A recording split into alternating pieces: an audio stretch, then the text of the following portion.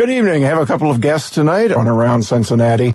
First and foremost is the filmmaker Melissa Godoy, who is here to talk about her new film, which is going to be shown on Saturday at Cincinnati World Cinema.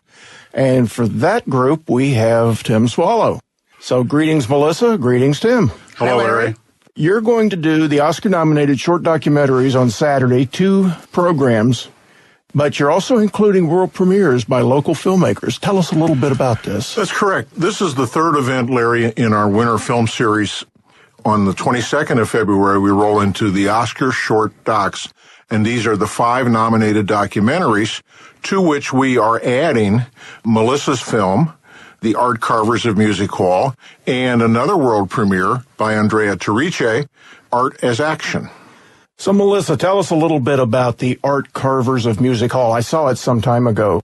It was one of those films that I'm sitting there watching thinking, oh, I've been in music hall hundreds of times over the years, and I didn't know this.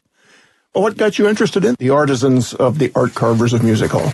Well, I have been interested in this art form that's been unique to Cincinnati since working on a project for the Cincinnati Art Museum and just beginning to learn about the art carved furniture movement. But being in Music Hall, I learned that the Society for the Preservation of Music Hall found basically and kind of recognized the importance of these panels from an organ, from an 1878 Hook and Hastings organ. They found these panels sort of lying dormant and wanted to begin to restore them.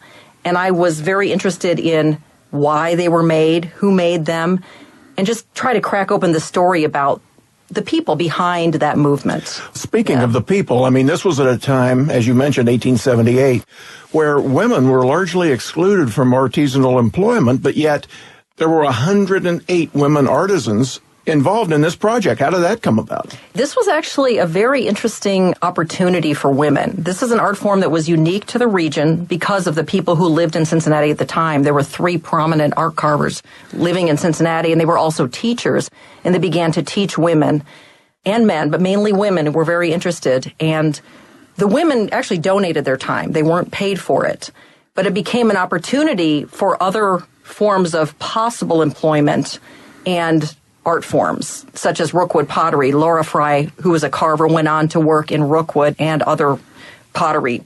They seized this opportunity to learn their craft and then move on from there. Absolutely. However, there were a few that saw this as possible employment. And over the course of the movement, which lasted until the early 1900s, some women actually began to attempt to open businesses, and one was successful. That was Adina White. And she was the only African-American wood carver on record. But she actually was successful. Some others tried. A woman called Janet Scudder tried, but she was pushed out by the Joiners Union.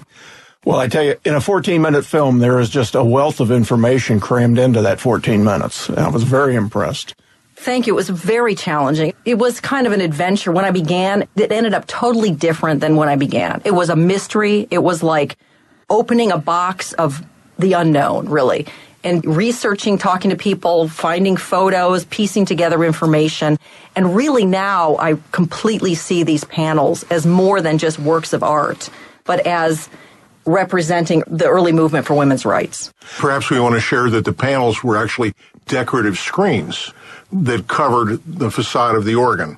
Yes. And that the organ was 50 feet wide, and 5 stories laid on its side, and 4 stories tall, and 3 stories deep. It was as like large, a giant Rubik's Cube. It was as large as 2 houses. Yeah. A giant musical Rubik's Cube. Indeed. We're honored to be able to show Melissa's film. We premiered her full-length documentary back in 2007, Do Not Go Gently. And Melissa is a real cornerstone in the film community. She doesn't look like she's even 30, but she's got 20 years in the film business.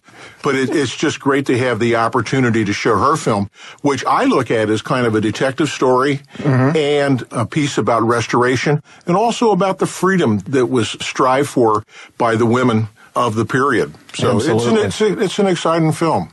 Well, Melissa, thank you for furthering the cause of local filmmaking in Cincinnati. It's great when the big stars and the trucks and everything come in and do something, but it's even greater when the local folks get recognized for their work. Well, I do appreciate the opportunity, and I appreciate the pushing that Tim does. Besides being a wonderful place to exhibit your films, he does quite a bit behind the scenes. In that regard, I will say one more time, Saturday, February 22nd, at the Carnegie in Covington. Program A is at noon. Program B is at 3 o'clock. It's called the Oscar-nominated Short Documentaries, and it also features the world premieres by Andrea Torice and Melissa Godoy. Tim Swallow, thank you so much. Melissa Godoy, great to have you here on Around Cincinnati. And for Around Cincinnati, I'm Larry Thomas.